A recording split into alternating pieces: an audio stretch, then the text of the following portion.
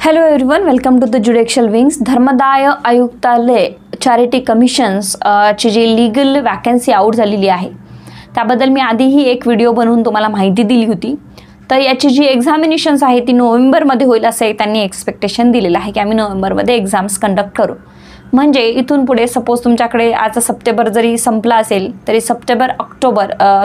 October आणि November हे 2 महिने तुमच्याकडे प्रॉपरली आहेत. त्यामध्ये सिलेबस खूप सारा मोठा दिलेला आहे. तर यासाठी मी एक कोर्स तयार करून धर्मदाय आयुक्तालयाचा मध्ये विधी सहाय्यक जो आहे त्याचा कोर्स ज्युडिशियल विंग्स या ॲपवर मी ऑलरेडी प्रोव्हाइड तुम्हाला केलेला आहे. काही स्पेशल जो आहे त्याचा टायमिंग देऊन लाईव्ह लेक्चर आपण घेणार आहोत पुढच्या 2 दिवसानंतर. पण तुम्हाला ॲडमिशन्स करायचे असेल तर पुढच्या 2 दिवसामध्ये तुम्ही ॲडमिशन्स करू शकता and then we will start our live lecture. मी तुम्हाला टाईम शेड्यूल लाईव्ह लेक्चरचा देणार आहे. हा एक मुद्दा आहे. त्यानंतर तिसरं आहे की 3 वर्ष प्रॅक्टिसचा क्रायटेरिया जो आहे त्याबद्दल मला खूप प्रश्न विचारण्यात येत आहे. तर मी आता क्लिअर करते आहे. त्यांनी म्हटलं आहे की कोणताही खाजगी प्रॅक्टिशनर असेल जो की धर्मदाय आयुक्ताचे मॅटर बघतो किंवा धर्मदाय आयुक्तालयाचाच वकील असेल तर त्यांना आम्ही इथे प्रेफरन्स देणार आहोत.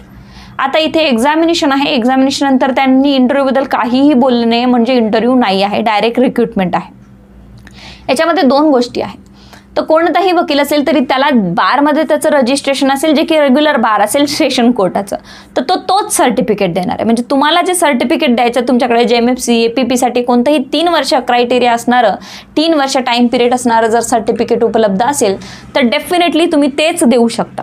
म्हणजे रेग्युलर बारचं सर्टिफिकेट तुम्ही देऊ शकता. तर देऊ शकतात तिथे ॲडव्होकेट म्हटलेलं आहे. आता पुढे चालून धर्मदाय आयुक्ताचे मॅटर तुमच्याकडे आहे नाही आहे हा भागच वेगळा आहे. कारण धर्मदाय आयुक्ताचे मॅटर्स तुमच्या ऑफिसला असेल तर एखाद्या वेळेस तुम्ही आत्ता सध्या परीक्षा होण्याच्या आधी अपियर होऊ शकता आणि त्याचा डेटा तुम्ही तुमच्याकडे मेन्शन करू शकता. पहिली गोष्ट. दुसरी गोष्ट आहे की असं काहीही नाही आहे की धर्मदाय आयुक्तालयामध्ये प्रॅक्टिस करणाऱ्या व्यक्तींनीच हा फॉर्म भरावा किंवा तिथे चॅरिटी कमिशनला काम करणाऱ्या व्यक्तीलाच पास केलं जाईल असं काहीही नाही आहे.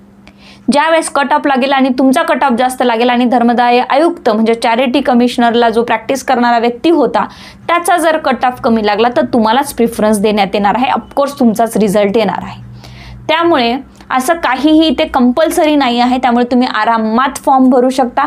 कुठलेही असं डाऊट डोक्यामध्ये ठेवू नका की मी तर धर्मदाय किंवा चॅरिटी कमिशनला कधी गेलेच नाही किंवा माझ्याकडे सर्टिफिकेट नाही. आपलं जे रेग्युलर सर्टिफिकेट आहे बारचं सेशन बारचं तेच तुम्ही देऊन फॉर्म भरू शकता.